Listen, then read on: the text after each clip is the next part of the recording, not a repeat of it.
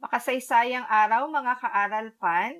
Tayo ngayon ay nasa quarter 3, week 7 and 8, mga hamon ng pagkabansa sa pangkapuluang Timog Silangang Asya matapos ang komperensya ng Bandung. Kasanayang pampagkatuto, nasusuri ang mga hamon sa pagkabansa ng pangkapuluang Timog Silangang Asya matapos ang komperensya ng Bandung. Para sa ating gawaing ating balikan, ano-ano ang mga hamon sa pagkabansa ng mga bansang Cambodia, Laos, Myanmar, Thailand at Vietnam matapos ang komperensya ng Bandung? Isulat ang sagot sa inyong sagutang papel. Mga maaaring sagot sa Cambodia, pampolitika, ito ay ang pagpapalit ng pinuno, pamahalaang komunista, at para naman sa ekonomiya ay sa pilitang pagsasaka. Para naman sa Laos, kapayapaan, pag-unlad, ideolohiyang sosyalista na ang layunin ay makontrol ang lahat ng paraang produksyon sa bansa, Lao People's Revolutionary Party. Sa Myanmar, tunggalian ng mga pangkat etniko na nagresulta sa pagdedeklara ng state of emergency, malawakang protesta, bunsod ng suliraning pang-ekonomiya at iba pang mga dahilan, house arrest ng mga leader ng NLD na sina Aung San Suu Kyi at Tin U. Sa Thailand naman ay pagbagsak ng bureaucratic polity, 1991 coup at kawalang katatagan ng demokrasya, democratic interlude, Black May uprising, soft authoritarianism at Thai Rak Thai. Sa Vietnam naman ay ang Rohingya crisis. Mapapansin natin na halos lahat ng mga bansa ay nakaranas ng mga hamong pampolitika, pang-ekonomiya, pangkultural at panglipunan. Sa gawaing Picture It, hahatiin ang klase sa 3 grupo at ipapaliwanag kung ano ang nakikita sa larawan. Gagamitin ang mga gabay na salita na makikita sa kahon. Magsaliksik upang mapunan ng detalye ang inyong pagsasalaysay. Narito ang mas malaking larawan. Mga hamong kinaharap ng Brunei. Kaiba ang sitwasyon sa Brunei na natatanging monarkiya sa Timog Silangang Asya at isa sa 7 diktadoryang monarkiya sa buong daigdig. Ang Brunei ay pinupuri bilang pinakamatatag na monarkiya sa daigdig. Si Hassan al-Bolkiah ibni Omar Ali Saifuddin III ang ika-29 na sultan ng Brunei at ang iyang diportuwan ng bansa simula pa noong 1967. Siya rin ang punong ministro mula nang matamo nito ang kalayaan mula sa United Kingdom noong 1984. Bilang sultan, hawak ni Hassan al-Bolkiah ang awtoridad sa pamahalaan, lehislatura at hudikatura. Kontrolado niya ang lahat ng pangunahing aspekto na may kinalaman sa pamahalaan kasama ang paggawa ng patakaran, mga designasyon at pagtatalaga ng kawani, pati na ang pagpapasya ng anumang bagay. Sa ilalim ng pamumuno ni Bolkiah, patuloy na nagiging matatag ang kalagayang politikal sa bansa. Patuloy ring napananatili ang kapangyarihan ng monarkiya kasabay ng tradisyonal na pamamahala at pangangalaga ng mga mamamayan. Marahil, ito ay bunsod ng pagtuon ng sultan ng pagkakaloob ng maayos na programa para sa kapakanan ng lipunan tulad ng edukasyon, programang pangkalusugan at iba pang pangunahing serbisyo na subsidiya ng pamahalaan. Matatagpuan sa Brunei ang isa sa mga pinakamataas na antas ng kabuhayan sa Timog Silangang Asya na ang karamihan ng benepisyo ay natatamo ng mga mamamayan. Sa kabila nito, limitado lamang ang kalayaang politikal sa bansa at kulang sa pluralistic democracy. Ang pluralistic democracy ay tumutukoy sa sistemang politikal kung saan matatagpuan ang higit sa isang sentro ng kapangyarihan. Sa sistemang ito, hindi nagaganap ang halalan at wala ring parlamentong kinatawan sa bansa. Ang hindi pagsang-ayon sa pamahalaan at ang kalayaan sa pagpapahayag, media at pagpupulong ay mahigpit at limitado lamang.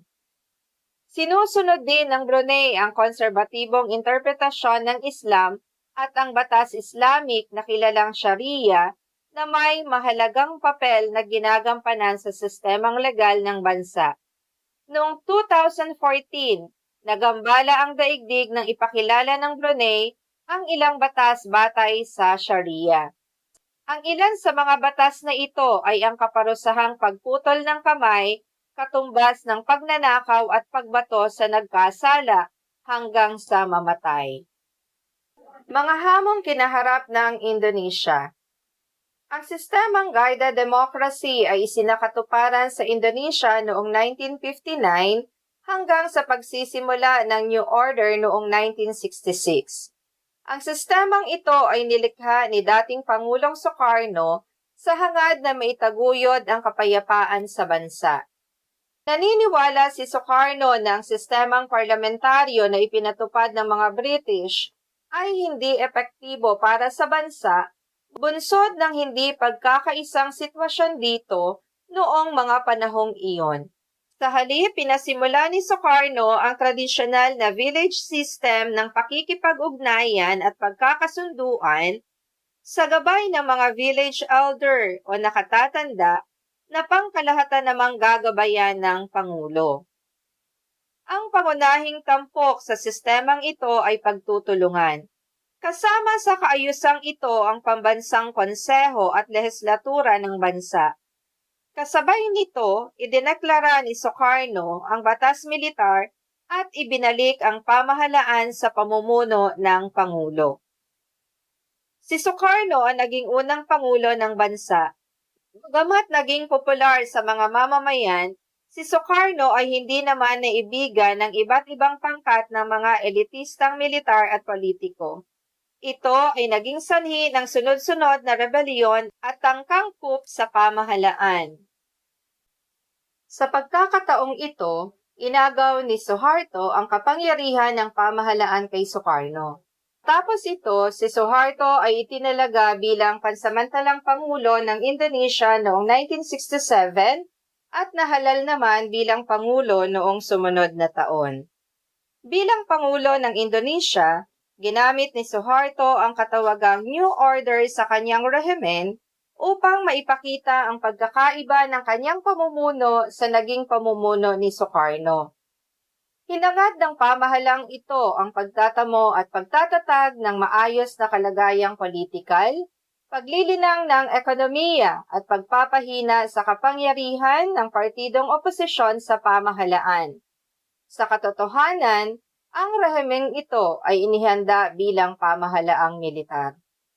Sa panahon ng kanyang pamamahala, marami sa mga Indones ang naiangat sa kahirapan bunsod ng pagpasok ng bilyong dolyar sa bansa mula sa mga namumuhunang dayuhan.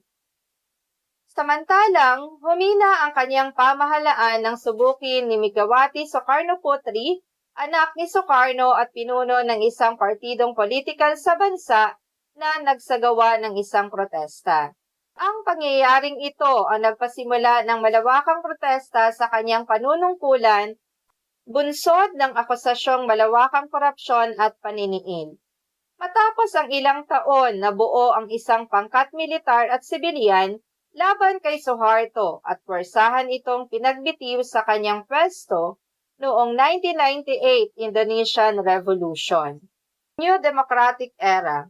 Ang panahong ito ang kinilalang panahon ng reformasyon sa Indonesia sa kasaysayang kontemporaryo na nagsimula matapos magbitiw si Suharto bilang Pangulong Autoritarian noong 1998.